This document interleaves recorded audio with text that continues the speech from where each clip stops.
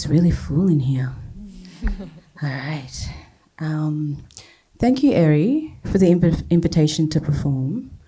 I'm stretching my edge. I'm going to do 3 pieces. One piece I rarely perform. It's an erotic piece. I just don't really perform erotic pieces, but I thought this was an invitation to do something outside of my comfort zone. And also, I'll talk about that later. All right. Has anyone ever written a poem in their sleep? Show of hands.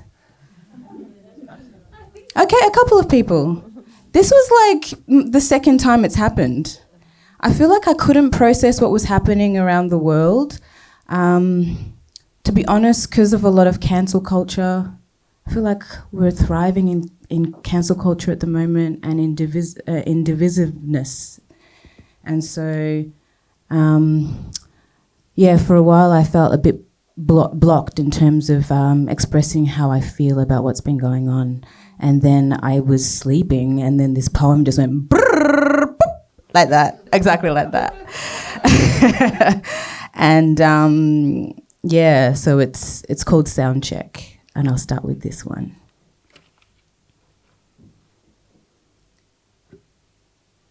Have you ever tensed your jaw so tight, held your breath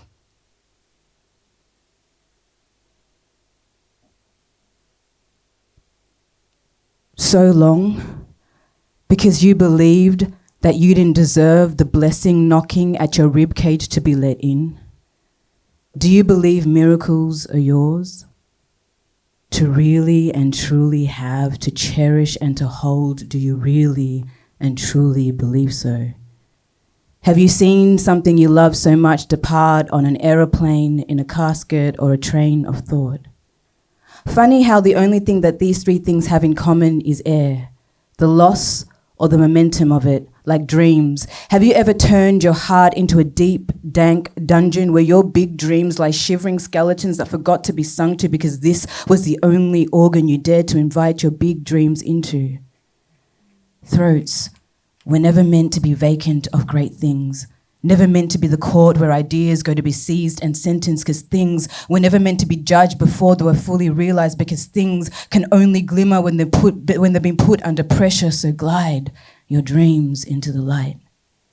You see, I'm coming to terms with the fact that I am a dawn, an awakening, a glowworm kind of person, and this has taken me some time. Mouths are entrances and exits, not enclosures, so never keep yours closed because you've been trained to. If watching ball has taught me anything, shoot your shot, knowing you'll hit the ring because you've needed the sound of a net in motion in your bones, and you know this sound better than you know anything else. Above all else, be in motion. Anxiety. Anxiety will have you think that it has weight to pull you down to the bottomless pit of paralysis, but that's because it's nagging. Cousin fear is a scarecrow and scares crows, because flying can look like danger when the field you're playing on only mirrors a barbed wire cage. Unconscious, tell me, have you seen yourself go beyond the goalposts of someone else's expectations? Adoption. Do you know ideas can be like when a foster parent doesn't tell the child the truth of their origins? Question. Is the pitch black darkness of self-trust walking you home to yourself a boogeyman in the night to you?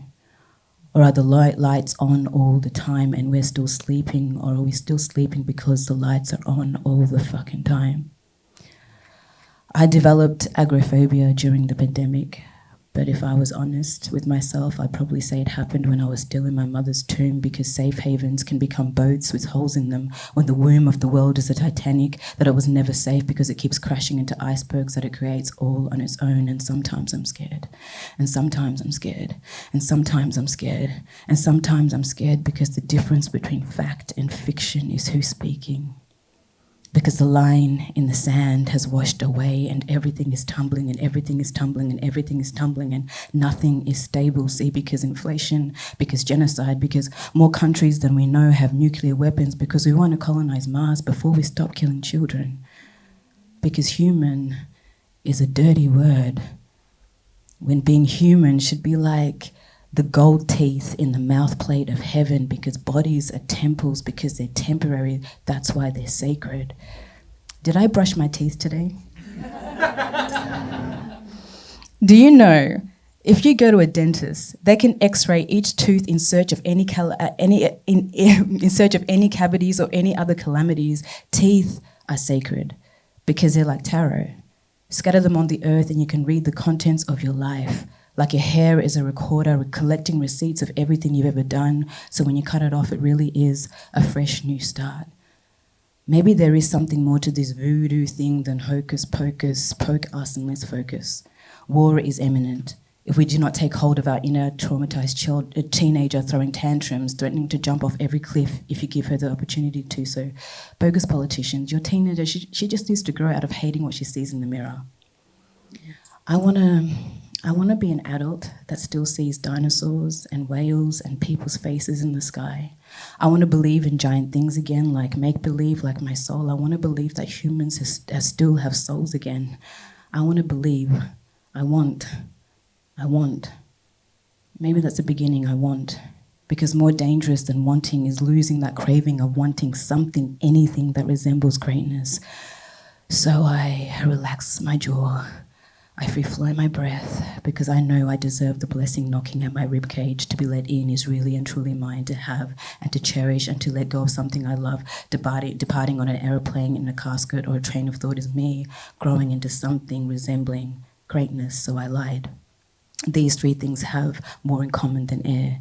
They are all vehicles to exercising greatness. So walking myself home, I'm no longer sleeping in the world's womb. My light is all the way on, all the fucking time, and I'm here in pitch black darkness, here through pandemics, here through economic crashes, here through blurred lines and genocides and colonizing Mars because I'm voodoo.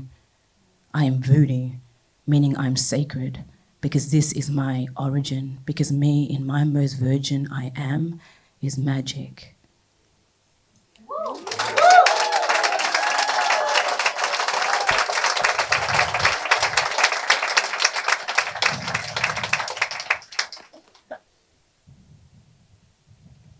I'm thinking of whether to do the erotic piece or do something else.